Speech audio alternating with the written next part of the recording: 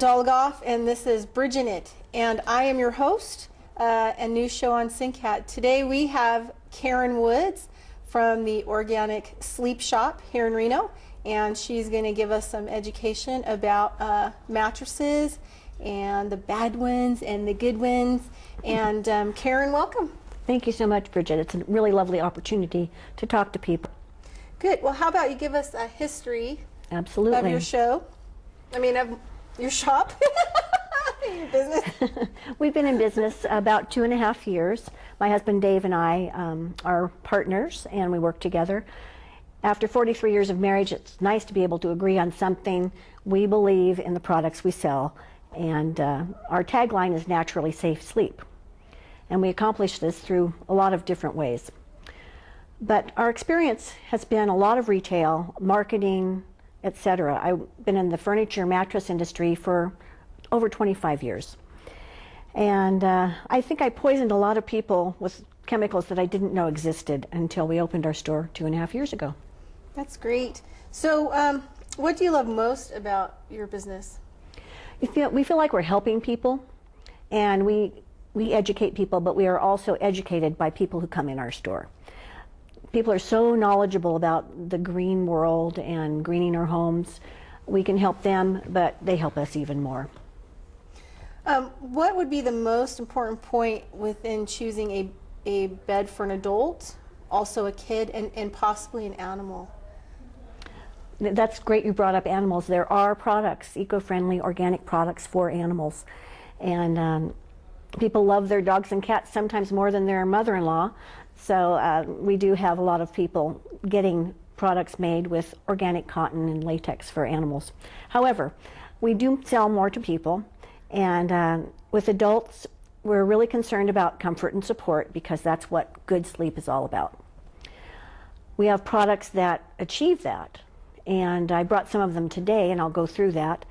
Our main concern is relief from chemicals in the home.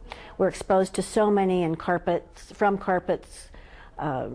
cabinets, flooring. Just the best you can do is get something clean to sleep on because your face is right next to it, and you won't absorb toxins at a cellular level.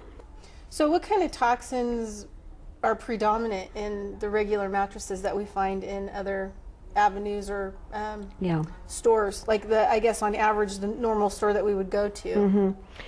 Well, number one, before 2005, PBDEs were in almost all furniture and mattresses, and those are brominated chemicals that we absorb at a cellular level and we never slough off. They have been outlawed. But unfortunately, if you have a bed that's made before 2005, which most of us do, it very likely has that toxic chemical. California outlawed them first, I believe in 2003, and then the nation followed suit. So that's one thing to be concerned about. Since then, we have other chemicals to replace the PBDEs, and those include flame retardants with acetone, formaldehyde, which we're familiar with in carpets, etc., toluene, benzene, really bad stuff. So we only allow certain flame retardants in our store or natural wool in our store as a flame retardant. So as the bed, I guess, basically like the chemicals would worsen over time as the beds break down as well? You know, it's interesting. I always used to think when I was working for other people that once the odor was gone, because I'm sure we've all had that new car smell in furniture and mattresses, I thought once that was gone that the off-gassing was done. But it does continue on, and as it deteriorates, it is more toxic. And is there ever a point that it actually stops? Only if you have an organic product that's going to go to landfill and decompose. Oh, so only if you get rid of your mattress is the only thing? Even then, if it's polyurethane, petrochemicals, it's still going to off-gas in landfill. Okay. So can you go ahead and talk to us about your natural organic products that you guys have in your beds? Absolutely. Organic is, of course, the best way to go. And there are some wonderful products. I brought 3 samples of wool This is such beautiful stuff, and the organic manufacturers actually, I believe, know the names of the sheep this comes from. This is the raw wool after it's been cleaned, and it's kind of clumpy. I wouldn't really want to sleep on it.